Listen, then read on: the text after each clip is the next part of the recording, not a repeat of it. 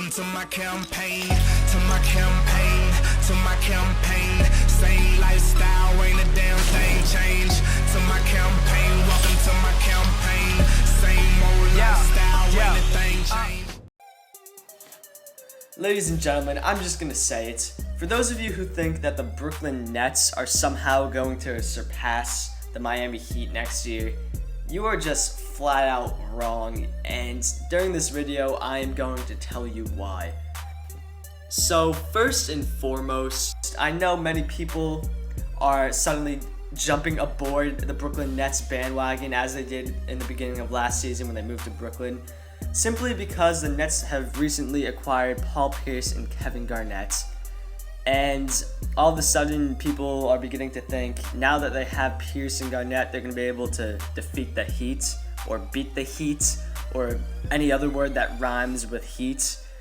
And that is just plain wrong, in my opinion. It is impossible to beat the Heat. Now, I will admit, the Nets are going to have a solid lineup. You got Deron Williams, Joe Johnson, Paul Pierce, Kevin Garnett, and Brook Lopez, who are probably going to be your starting five. But then you go to the Miami Heat roster, you got LeBron James, and I'm just going to stop there. LeBron James. People sometimes underestimate how good LeBron really is. I think he's overrated. But LeBron James is by far the best player in the entire league. He may not be the most skilled player, but his body type and obviously his skill too just makes him by far the best player. I mean, he took the Cavaliers to the NBA championship. I don't care what you say, they might have not have won.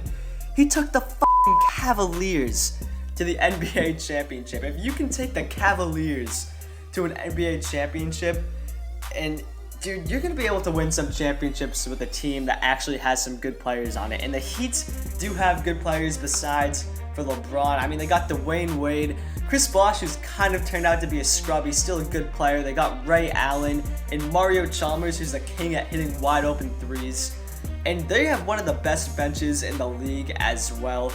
I mean, you got Shane Battier, who's a great defender. Now you got Greg Oden, who, I mean, he could end up being a starter if he somehow miraculously comes back from the dead. He's probably going to get injured in the first week. He'll probably get like turf toe or something.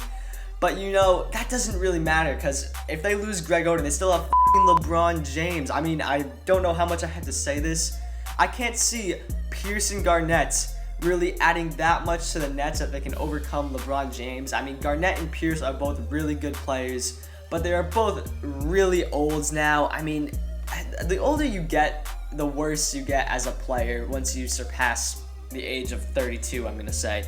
And they are both pretty old. I think Paul Pierce is 35 and Kevin Garnett is 37. For a sport that requires as much physical strength and speed as basketball, that is really old. And Pierce is already one of the slowest players in the league. I mean, watching him last season as a Celtics fan, because I'm from Boston, he is so slow. I mean, he just looks like he's obese out there on the court. I mean, he's still a good player, but he is just so slow. And the Heat bench is just so much better than the Brooklyn Nets bench. I will admit that the Nets on paper do have a better starting lineup than the Heat. But, I mean, who the hell are the Nets going to take off the bench? I mean, I guess Jason Terry was kind of a scrub this season. I mean, Jerry Stackhouse. I mean, come on. Jerry Stackhouse is 38. I mean, they don't really have many good players that are off the bench. I mean, AK-47, he's an okay player. He's pretty good, but I mean, when you look at the Heat bench, like I said, Greg Oden, Norris Cole, he can get in there and hit some threes. Udonis Haslem, if he's not getting caught for weed in his car, I mean, he's pretty good. Chris Anderson, an absolutely defensive beast, and he has the coolest tattoos that I've ever seen in the NBA. The Heat, my friends, and I'm not a bandwagoner. I personally hate the Heat, and I don't want to see them win another championship. But I just want people to stop rallying behind the Nets, because it is not going to happen this season. There is no way that the Nets can defeat the Heat. The Heat are just too strong. They have LeBron James on their team.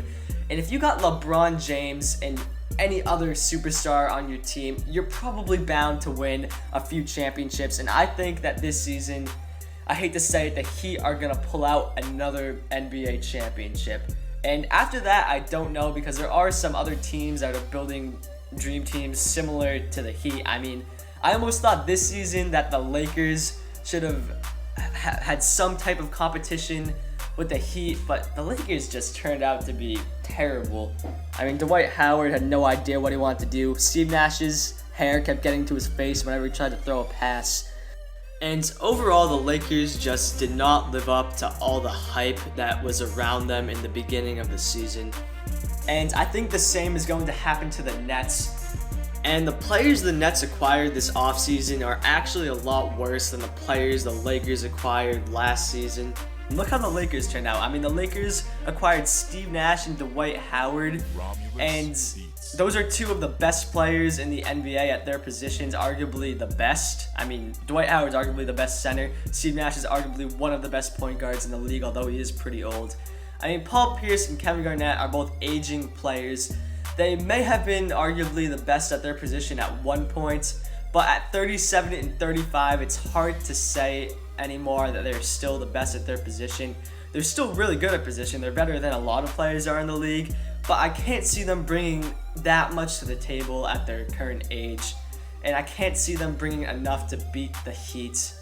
So unfortunately, guys, I hate to put a damper on your beliefs, but the Nets in no way have a shot at beating the Heat this season.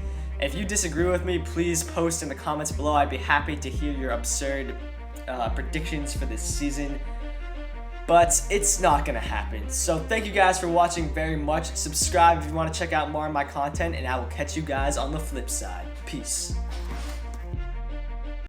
Man, if I ruled the world, I would buy it all. I'm addicted to champagne and buying them all. I'm addicted to living life above the law. How much do it take to live above the law? I called my homie Ralph up, cause his car stopped.